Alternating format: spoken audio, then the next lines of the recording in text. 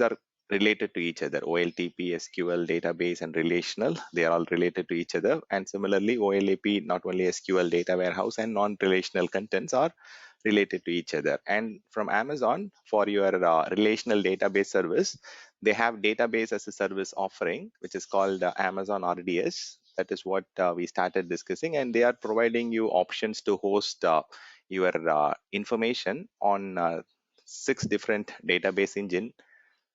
And out of the 6 different database engine, so we also discussed what would be the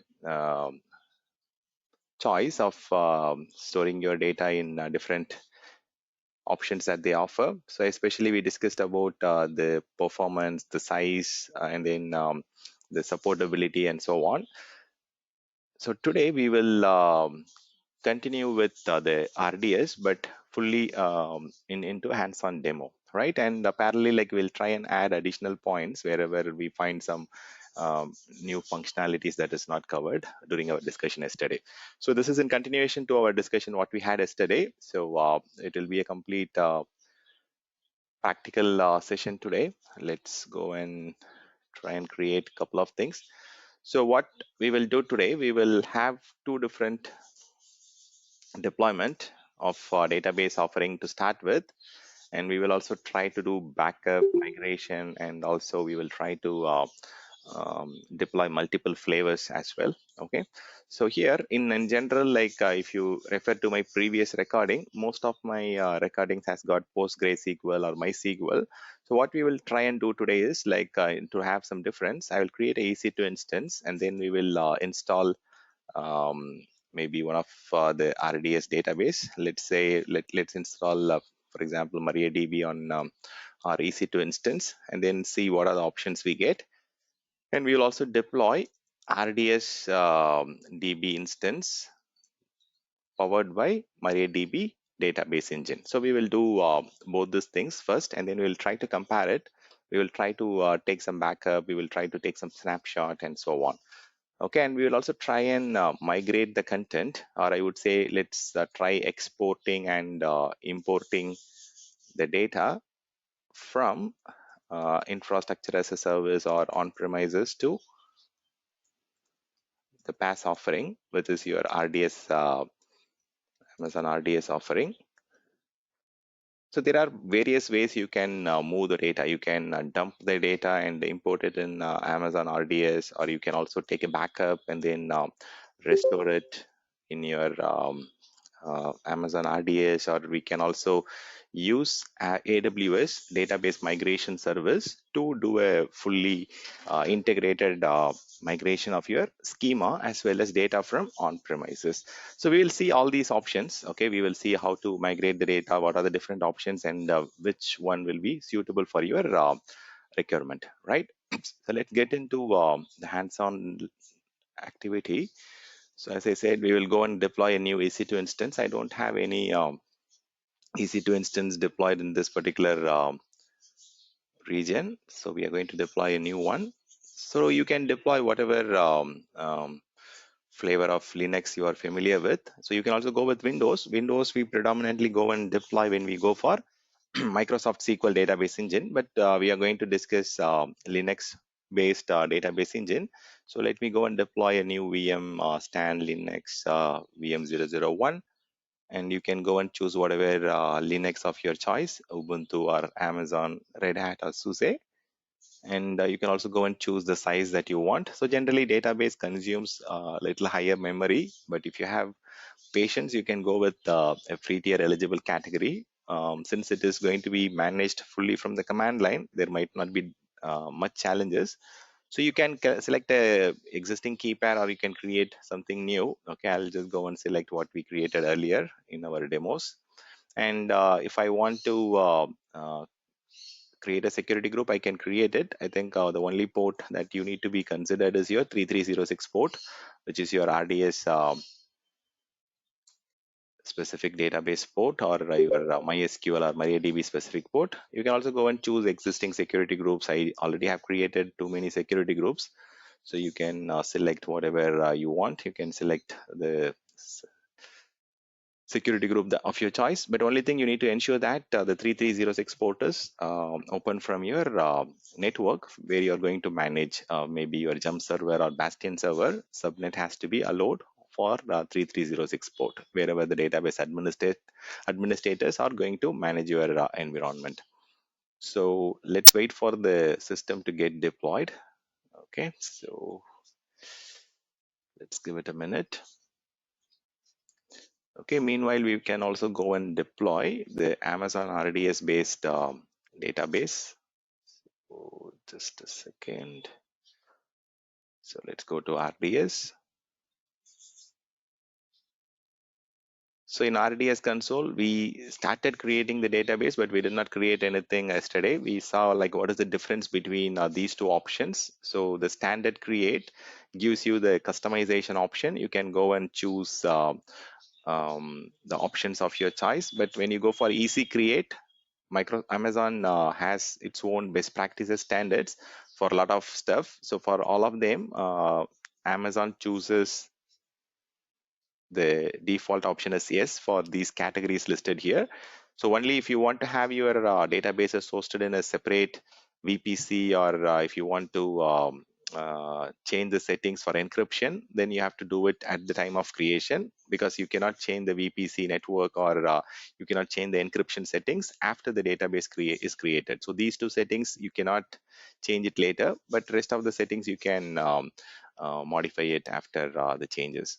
And again, your databases are generally not publicly accessible by default. But if in case you want to make it available through the internet, or you want to access it from your home network, you need to get them allowed. So standard create option gives you the option to go and choose whatever customization you want.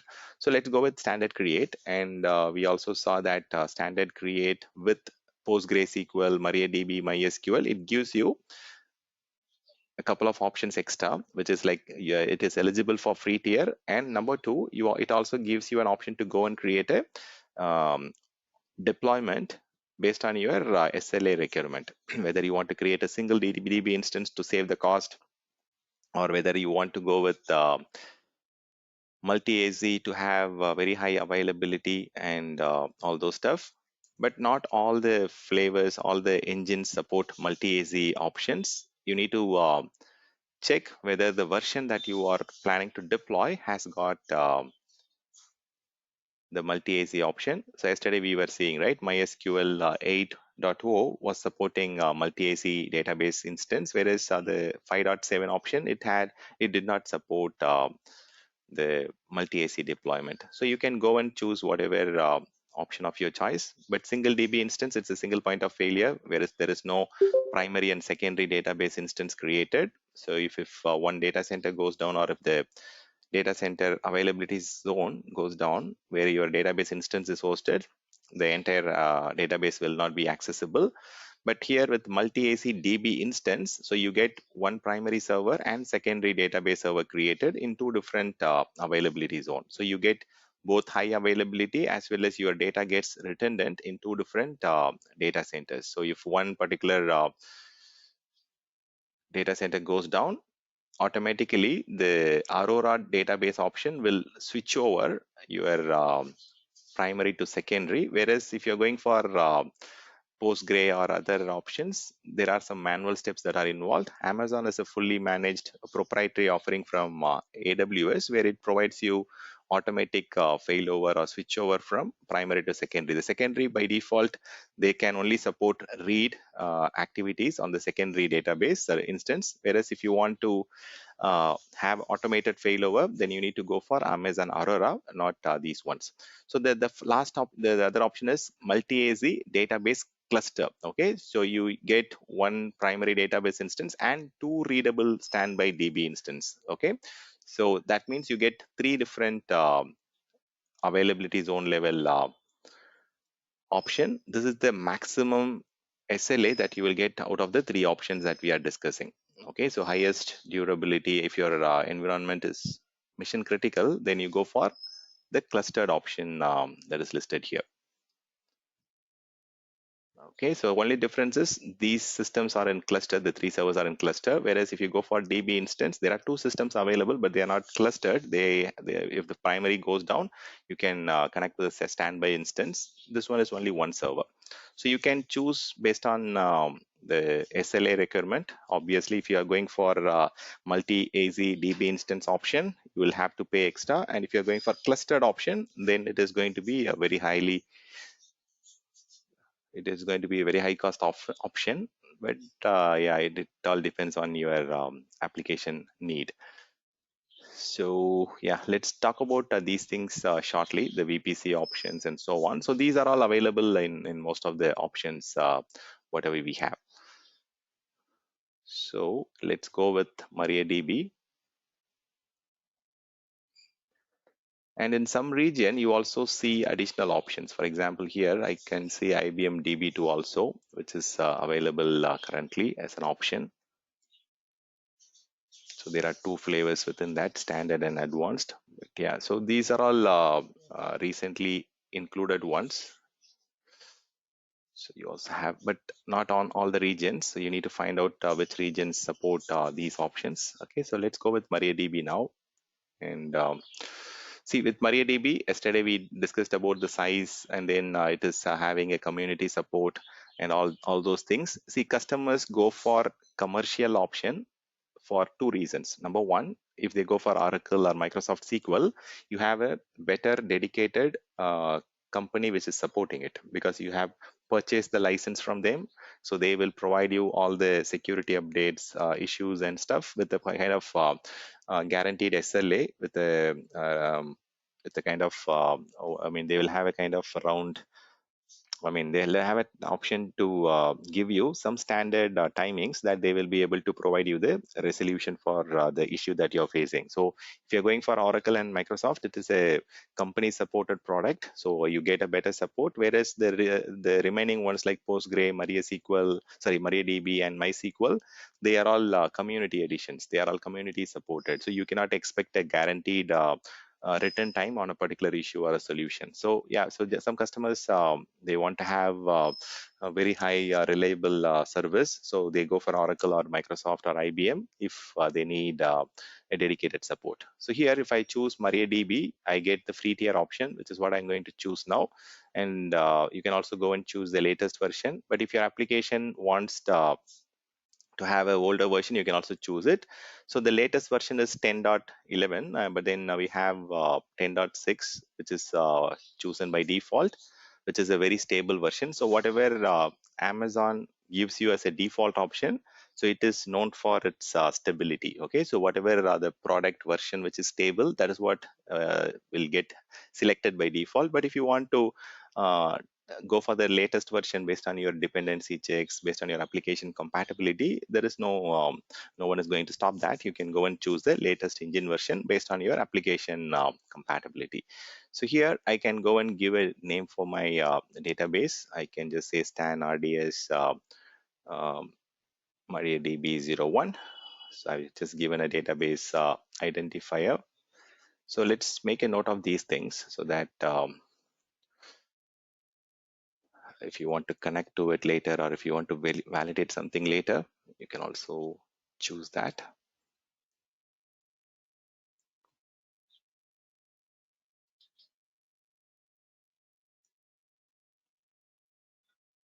So let me give a name, stan RDS database instance.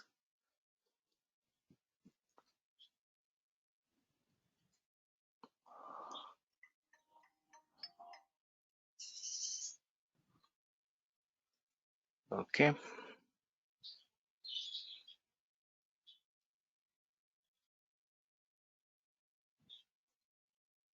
So it is like this name should have to be unique within your region and within your AWS account. And AWS account. Okay, so it's not publicly hosted service, it's a regional service, it's a regional construct. So you have to ensure that it is, so you can go up to 60 characters, inclusive of your, okay. And again, very important thing, you cannot use uh, uppercase, you have to go with the lowercase only.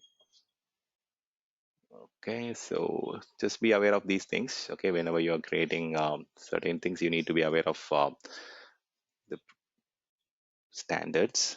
Okay, I can give a master username. So if I want to change it, you can change it to by default, you had that master username, but I'm just going to change it. Okay. Again, this also has to be up to 16 alpha numeric characters. It can go up to 16. So if you want to store your username and password in Secrets Manager, that also can be done.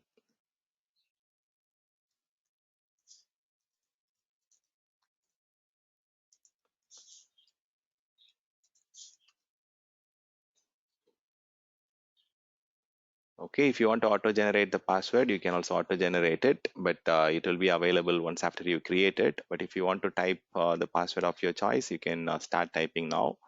So it says at least 8 printable ASCII characters, can't contain any of the following: slash, single quote, double quote, and add the symbol is not, add the add sign is not supported. So let's go with this. I'm just typing password 12345.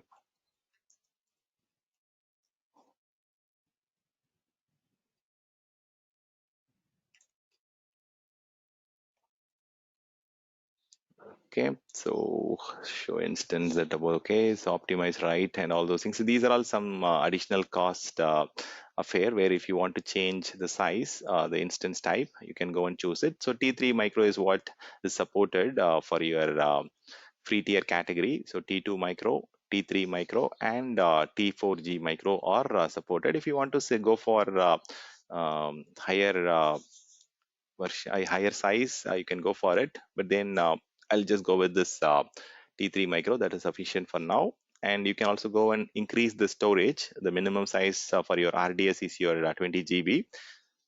Okay, so you can change it if you want to, but I'll go with the minimum hard disk size.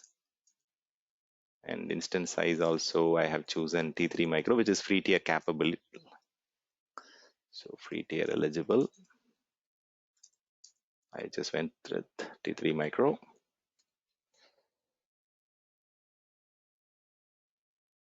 Okay. So if you want to connect it from a EC2 compute instance, you can just select connect to an EC2 compute instance. So let's see. So this is the VM that we have created. So if you want to select that, you can select it.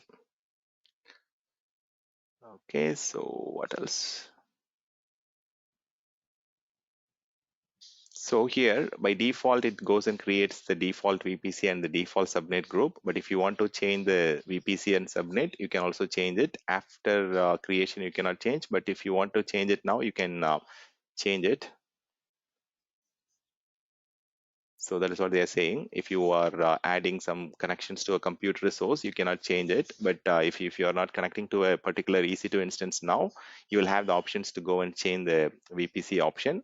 But either case, later you cannot change the VPC. So you need to decide which VPC, which subnet your system is going to be part of. I think subnet you can change it, but VPC you cannot change it later. And for the security group, you can go and choose existing ones, or you can go and create a new one. We will also see what is there on the stand security group, but ideally you should allow the port 3306. And if you want to go with IAM based authentication, you can also create an IAM user and give them permission. But now we can go with username and password authentication. If you are enabling enhanced monitoring, so it gives you very much a lot of additional metrics, but it is going to be an additional cost for you. So we will first create it now, and then let's see what are the options we get. So you get 750 hours of Amazon RDS. So if you are creating multiple RDS instance, so it will be counted across all the different RDS instances like your EC2. Okay, 750 hours. It can be either T2 micro, T3 micro, or T4G dot micro option. So 20 GB of storage is free, and 20 GB for automated backup is also free. So let's see if we have enabled the backup option. I think mostly it gets automatically enabled for backup. So if I scroll down, you can give a database name. So here by default it is enabled for backup, and you can see that the backup retention is 1 day, but then you can go up to 35 days for your automated backup. But if you are creating your own backup maintenance window and so on, so you can go and store it for the retention that the business owner is looking for.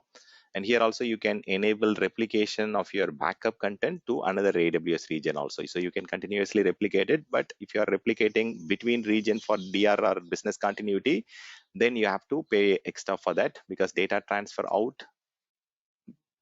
outside of a region, it is separately chargeable, right? So backups can be replicated to a different region. So I'm not going to do that because it will add up cost. And you can also give a preference on when the backup should run. So business owner will tell you the backup window. So from what time to what time the backups can run. And if you want to enable the automated backup, you can go for it. So by default, it keeps the backed up data for 1 day. If you want to change it, you can also change it.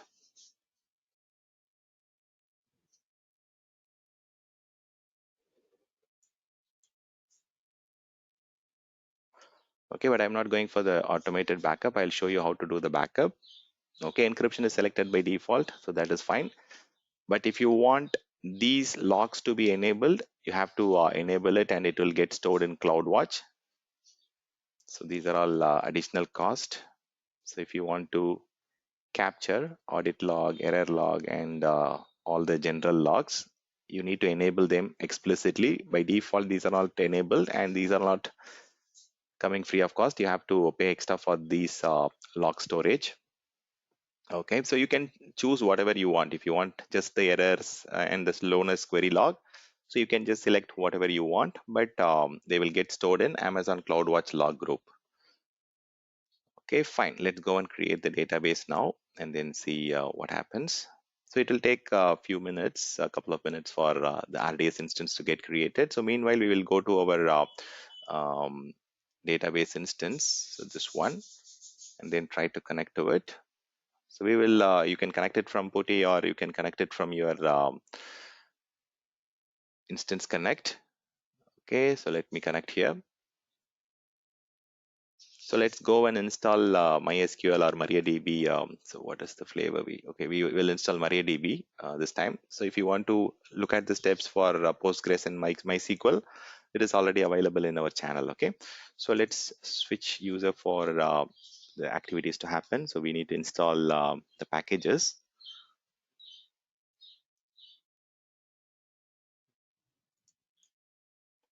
Okay, so now you can also first, in general, we can update the system, okay, for the latest repository and so on. So there is nothing to change, so it's good already. So you can install the wget package, so which is needed for downloading the packages from the internet. Okay, wget package wget already installed. Okay, perfect. By default, it gets installed. I just want to ensure that it is there. And if you want to install MariaDB, you can also install this MariaDB server. So I don't know the exact format, so I'm just giving wildcard characters. Okay, MariaDB. Okay, I missed the D here. I think it is MariaDB -server, but sometimes it might have additional. Okay, it is MariaDB 105 -server. Okay, so 10.5. So you need to give the version number. Okay, so let that get installed. So I'm just installing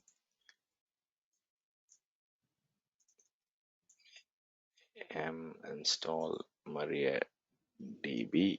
So you can just give the version number here, and then you can give the server package. Okay, based on the customer requirement, you can go and choose that. And now you can just enable or start the service, and you can also enable it at the time of system startup. So you can enable MariaDB, and you can also start the service now.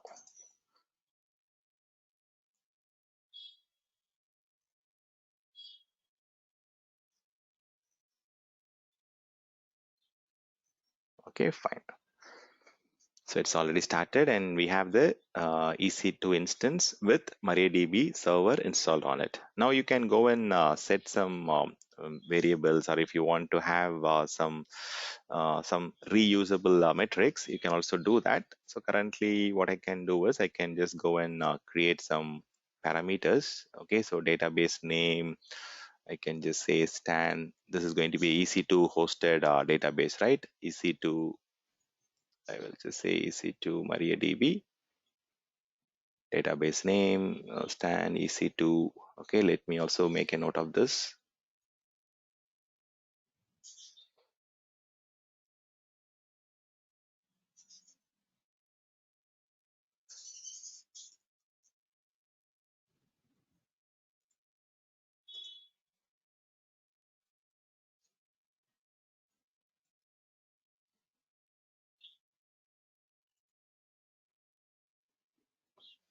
Okay, so you can also give a password, database password. You can store it here.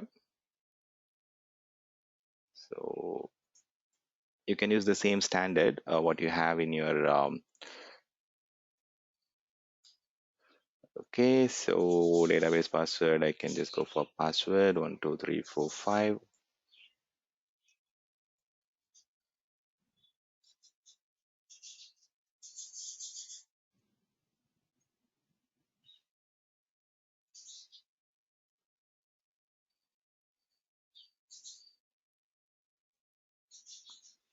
Okay,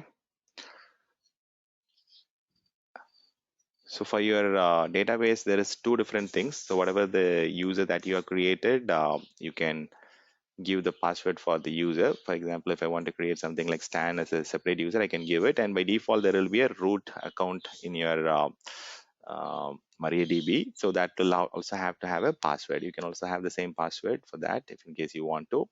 So the important thing is these are all camel casing. So these are all three different words, right?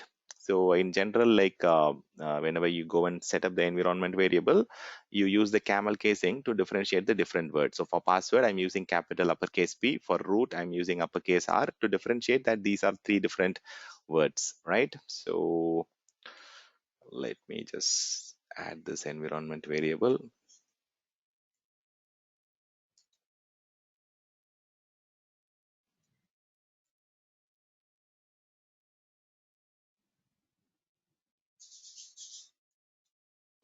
So when I'm running the command, it is going to use these things again and again. So that's the reason I'm setting this.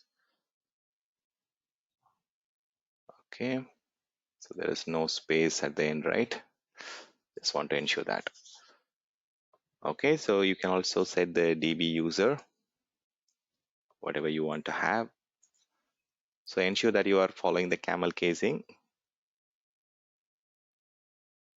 So this is additional stuff that I'm creating as an additional user. Okay, there is no space. Okay, fine. Now you are set with four different environment variables. We have installed the package, MariaDB server package, and we also started the service, enabled the service at the time of system startup. Even if you restart, the service will auto started. Now for setting up the RDS on your database, you have to create certain things. You need to create a database. You need to create an user, okay, and then you need to grant some permissions to the database user that you have created, and you can also connect to the uh, database using mysql admin command. So I've just got that commands here in my excel sheet for your reference. You can I'll just give the complete step-by-step instruction for you in my excel sheet, so that you can go and run them one by one. So here, what I'm going to do first now, we are going to create a database in your server. Okay, create database. And then you can also create a user.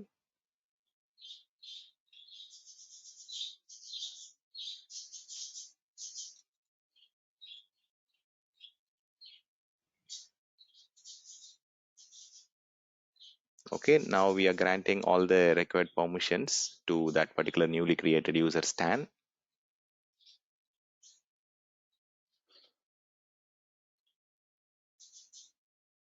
Okay, finally you can go and flush any privileges that are there in the temp DB setup to avoid the passwords and credentials getting compromised.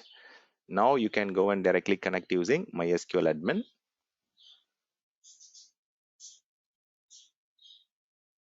Okay, so this is what we have stored earlier. Okay, so DB root password, DB user, DB password. So whatever the environment that we have stored earlier has been called in these commands. Even now when we are connecting to MySQL admin, it will connect using that root password. Okay, so whatever the credential that you have given in the temp admin, you can just go and use that. Okay, so now let's go and remove that DB setup file. So we don't want to have it in this system. Okay, fine. So finally, so you are done with some setup. So you can now connect to your database using MySQL command. See, MariaDB is pretty much the same as your MySQL. It uses the same command for connecting to the database and adding some data. So whatever I did, I can also show you in via commands. Okay, let me do that now so that it is clear for you. So let's connect to the database. MySQL is the command to connect to it. Username is root, and if you want to connect using the password, you can just connect using the password that we have specified in that particular environment variable. So if you want to call that environment variables, use double quotes and followed by asterisk if you're calling it from the environment variable, and then you can give the value that needs to be called here, then just enter it. Sorry, I think I have made a mistake. Just a second. So you need to use double quote.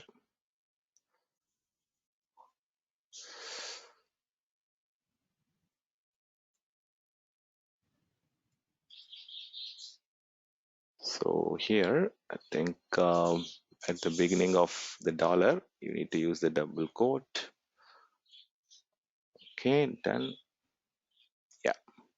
So now it will be connected. So always ensure that I use the double quotes for giving the environment variable credential. If it is multiple words combined together, definitely you need to use double quotes. Okay, so now I'm connected to the MariaDB server using the client utility, MySQL client utility. So generally it is called as MariaDB monitor tool. The MySQL, you can do a lot of performance validation testing, and it gives you a lot of options. This particular MariaDB client, I mean, the command is the same. MySQL is the command. So now if you want to create some database, or if you want to connect to the database that we created, you can go and choose that. I don't know what was the name that we gave. So stan EC2 MariaDB. This is the database name we gave. So I can just go and enter that. And then you can just give a semicolon at the end to use that database. So let me check what are the other databases that gets installed by default. So like your Microsoft SQL, even in MariaDB and MySQL, there are a couple of other default databases that gets created. So in your Microsoft SQL, you get master, model, and temp DB, right? So here you get information schema, MySQL, and performance schema by default created as a database. Whatever we created is stan EC2 MariaDB. Okay. So here, if I want to, I'm now connected to one of the database in this particular instance. So once after you are into that instance, you can go and create some table and stuff. So in order to create a table, you have to use the command create table. So as I told you yesterday, so these are all structured databases, right? And you can have multiple different fields within that. If you want to have some number or name and what lot of fields. So out of all these columns, whatever will be unique. Okay, for example, if you are using this ID or the number here, so this is going to be unique across your rows here. Okay, for example, if I'm having additional field like age or name, See, some company might have the same name for multiple employees, same age group for multiple people. So Suresh might be a very common name. Ramesh might be a very common name. So if I'm using that, so this cannot be a unique columns. So whatever you have unique in a particular table, so that is what we generally refer it as primary key for referencing this table. And whatever unique information that you want to extract, generally we refer to the primary key in that particular table. So in this case, the number or the ID, whatever we are using here in column 1, so that is going to be a primary key. Similarly, each of your table, whichever is linked to each other, will have a primary key. And from here to another table, if you are referring, so they call it as foreign key. Okay, so these are the two terms that we generally use. But whatever column which is unique in your table, so that is generally referred as primary key. So here I can just give some name, and let's create. Okay, so let's go and create a table here. So let me first create a table and the AWS weekend class, and I want to have two different columns. First is your not ID number, and then I want to have so generally go with lowercase as much as possible. Okay, ID would be better. Okay, so ID, and then this can be only integers. If you want to accept some varchar or characters, you can give varchar or character. So for name, I want to accept only varchar, and that too I want to have maximum of 10 characters or 15 characters, whatever you want to give, you can give that numbers. So if you want to accept 20-25 characters for your name, you can also give that. Okay, let me just create this particular table now using this command. I want to have two columns in my table. Okay, just a second, let me paste it. Done. I've created a new table called AWS weekend, and within this table I want to insert some student names here. Insert into AWS weekend.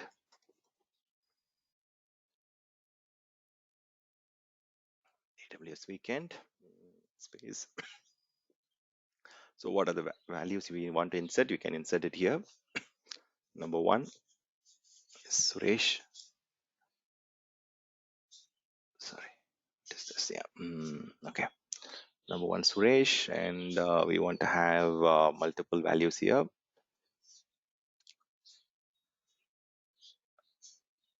Ought to have Sarita.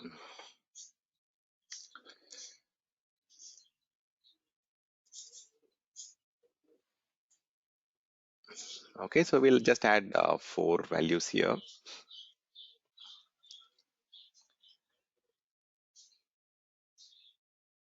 Okay, done. So always complete the command by having it. Oh my god, what happened? I'm sorry.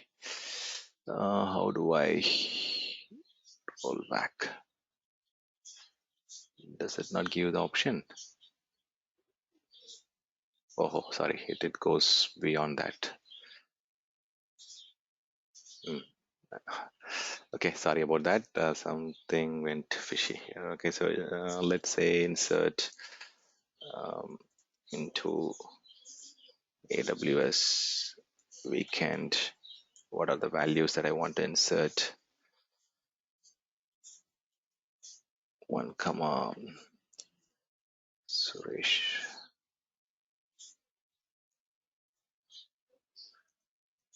Comma.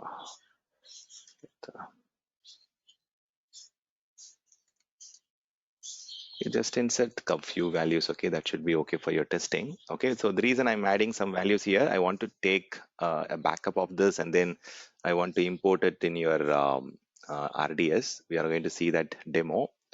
So that's the reason I'm creating some table and adding some values, content here, so that these are getting migrated to your RDS instance. Okay, done. Okay, finish it with a semicolon, and then there is no errors, right? Okay, done. Yeah, so we have added 4 new rows into our stuff. We can also say select. I think most of you might have seen these commands during your college days or part of your database administration, right? So maybe if in case you are new to database administration, you can also learn there are only very few commands. Okay, so I added a new table with two different columns, and can accept integers, and this can accept varchar, and I've inserted four different rows to this particular table. Okay, now I have the content, and if you want to take a backup, or if you want to export or make a dump, you can also do that.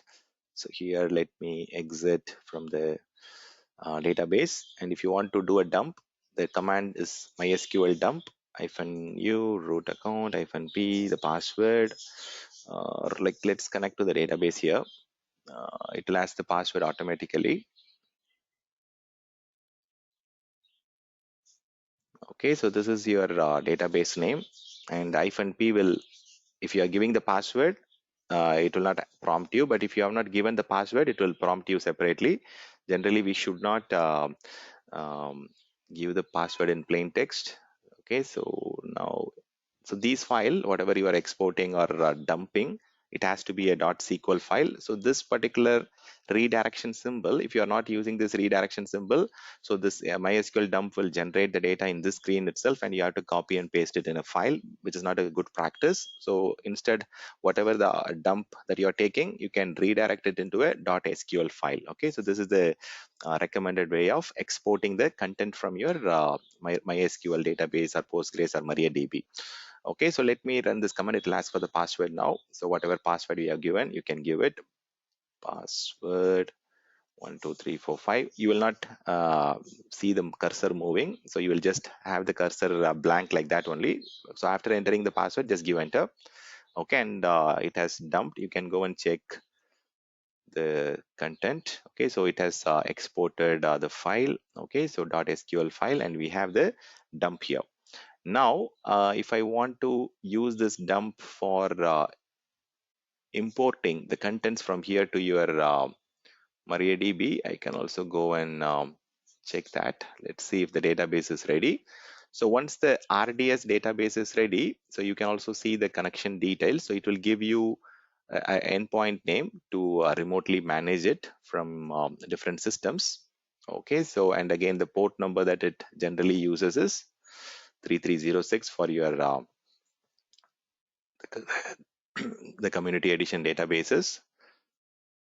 Okay, so 3306 is your port number. Okay, and you can try and connect to this RDS instance now. So let's see if there is any issues identified. No, right?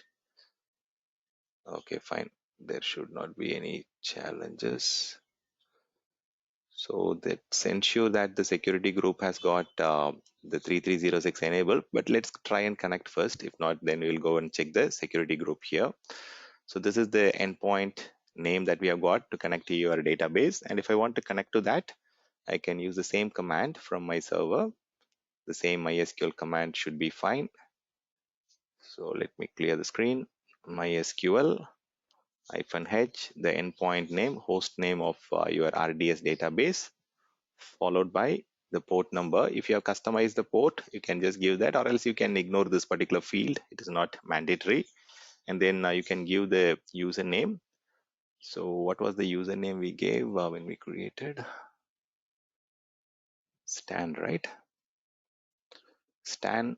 And then whatever the password you have given, you can give that, or else you can leave that field blank and it will prompt you. But I'll just type it here this time. So earlier we asked it to prompt. So now instead of um, exporting, what I'm trying to do now is I have a file which is exported into this location. So if you use this import or redirect symbol, which is directing towards the new database, so I'm just connecting to this database, plus I can also import the content using the left arrow here. So whatever name that we gave, right? Just a second, what was the name we gave? Stan, sorry. So guys, okay, this one, right? Yeah. Stan EC2 MariaDB dot SQL.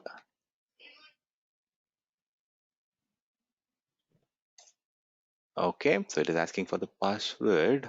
Interesting. Okay, I should not have. Just give me a second. I think I made some mistake here. So, so while creating RDS, did we create any database? This is RDS database instance.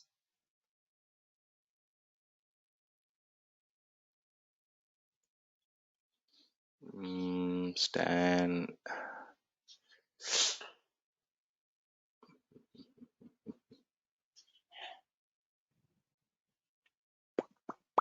Something is wrong here. Okay, so I think I should have given the database name here. So it is connecting to this instance. So did we give any database name while we created the MariaDB on RDS? Do you guys recall? Yes, Stan, I guess like when we select the we selected the EC2 while creating RDS. Okay, so let's see that here. You should be able to see it here. RDS database actions, turn on backups, EC2 connection. So somewhere here, you should be able to see the database name. Here it is. Okay, RDS instance connectivity. Yeah, I do recall. That's why we need to give the names properly, RDS, and keep it safe. RDS instance replication configuration. This is the database instance name. Option stan master DB master username. So let's see what is the error we are getting, and then we will correct it.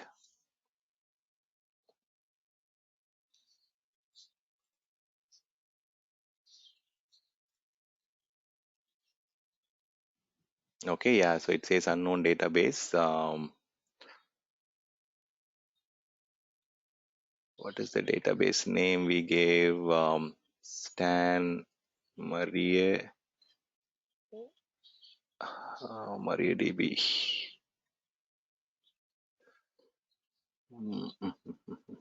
Let's see. Okay, let's do one thing. Instead of doing this way, we can try connecting to that RDS instance and then try to find the database. Okay, that would be the easier way to do it. Okay, instead of breaking our head. So we'll also see where exactly we can find it in the RDS console. Okay, so now I'm just going to connect to this particular RDS instance. Microsoft MySQL-u stan, and then the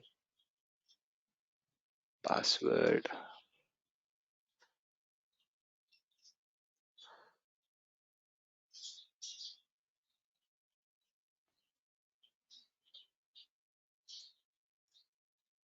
So you can also type it if in case you want to. This is the host. Let's try. Access denied for stan at.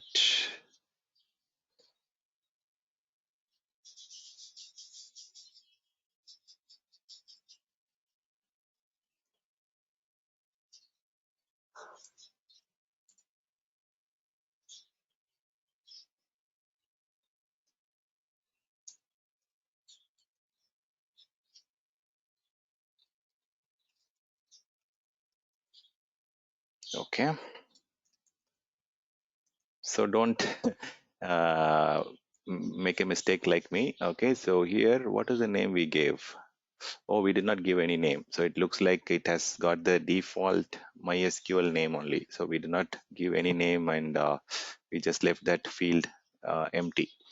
Okay, so that's fine. Okay, so what I'm going to do now is let me show you this first. I can use one of the database MySQL, and then so here if I go and select or select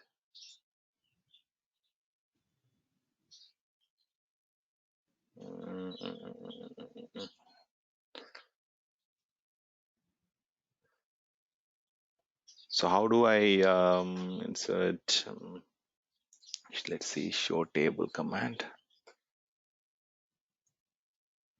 So there is no table here, right?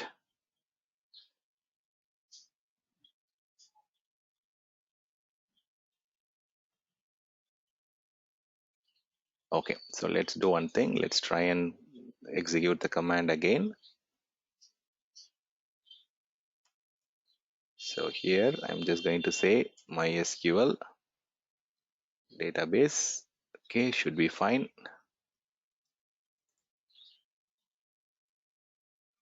Access denied. Okay, stan password.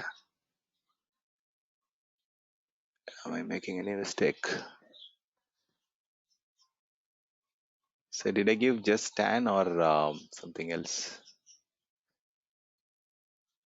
Okay, okay, stan is the credential for this.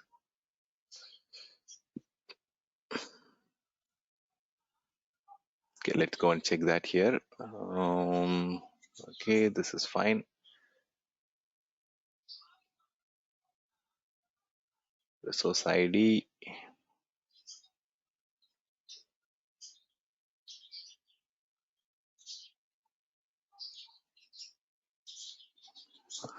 Set up EC2 connection. Let's go and verify that. So we already did that, right? Or we did not save it?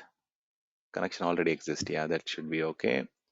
So security group RDS already exists. So let's go and check the security group to ensure that it has got all the necessary rules.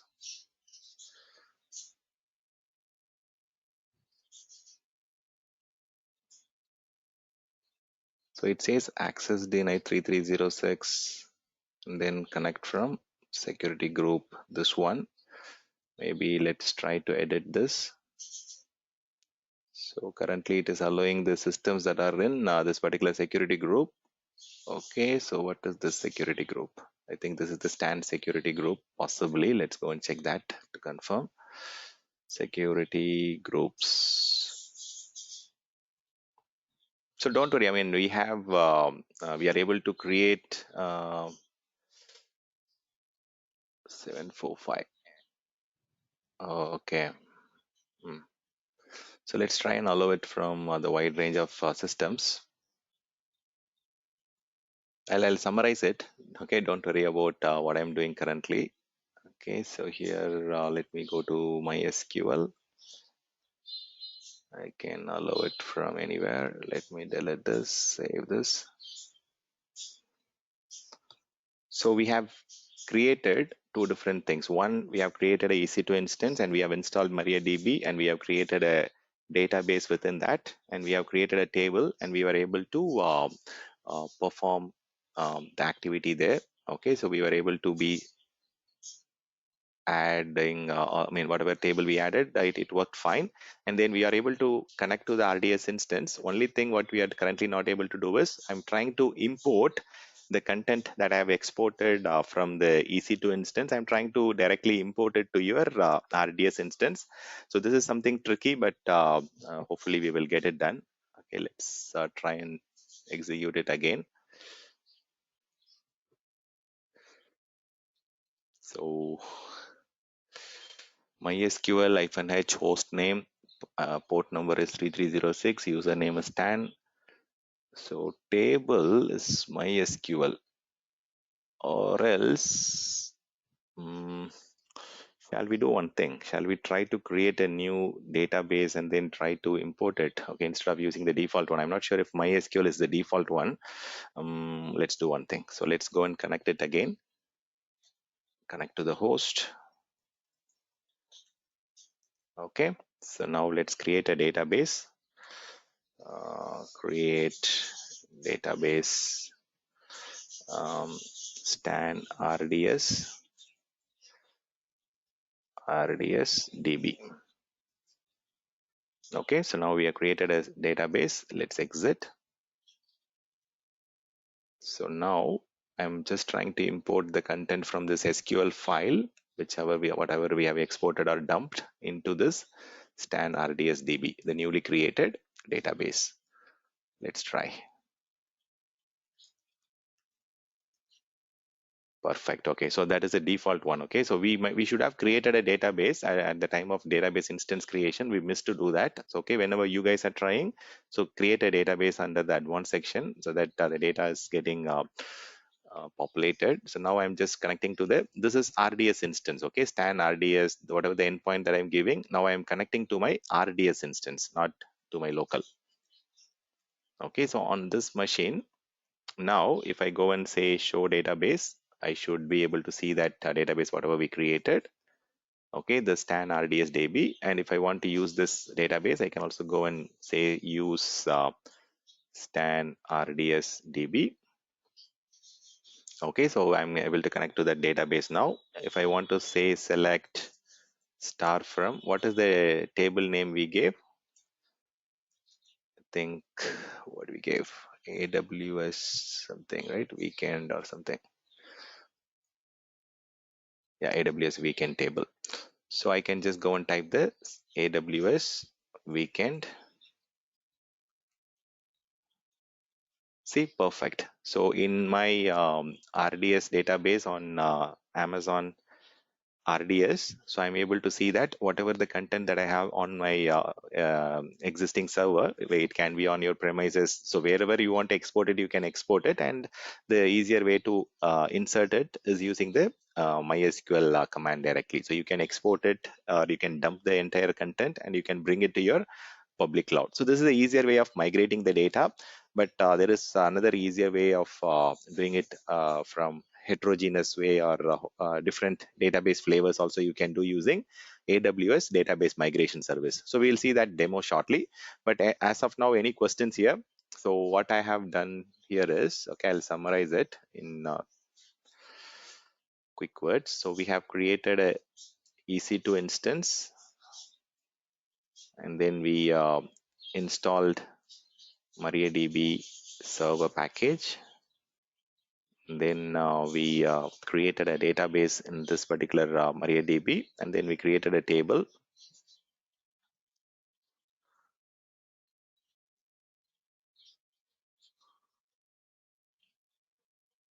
Base created a table, and then we dumped the database content into a .sql file, and then we also created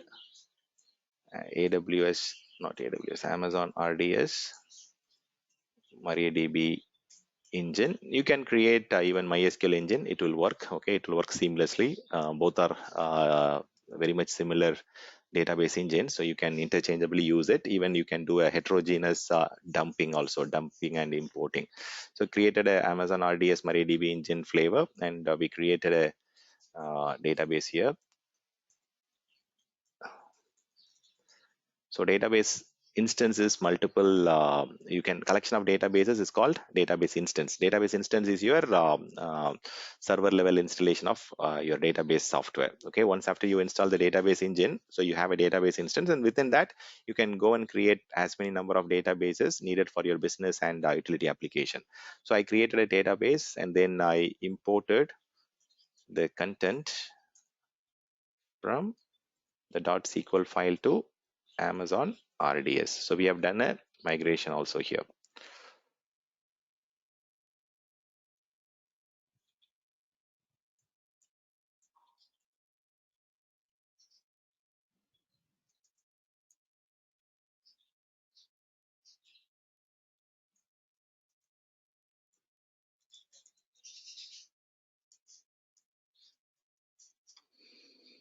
Okay, so any questions on this particular activity that we saw now? So I know you need to do some practice here. Without that, you will not be able to understand the full picture. So try to do I'll give you the complete set of commands in the Excel sheet. You can just follow along with this. Okay, now let's try to see the advanced options that are available in your Amazon RDS. Any questions before we move? Yes, done, Yeah, Vinesh here. yes, Vinesh. So, yeah, I mean, while creating an RDS instance, we have an option to connect to a compute resource, right? Yeah. So that will enable us to connect, either an EC2 instance, just Mhm. like, port enabling in the security group, right? Okay, yeah, so that is true. So it when you go and connect the EC2 instance to RDS, it does EC2 instance to RDS. It does um, yeah, allows the server to be able to connect on this specific RDS port 3306 or whatever, based on your database engine. And if in case you want to explicitly manage from Amazon EC2 to Amazon RDS, okay, then you have to create a IAM role through which you can get permission. If you don't want to use username and password credential, instead you want to give service account or role based access, you can also create a IAM role and give permission. So there are two things you can do. One is just allowing the security group to be allowing the port number for accessing the database from your EC2 instance. And if you want to give permissions, then you can create a IAM role. So two things you can do. But what we did is we just gave security group allowed the connection from the EC2 instance to database.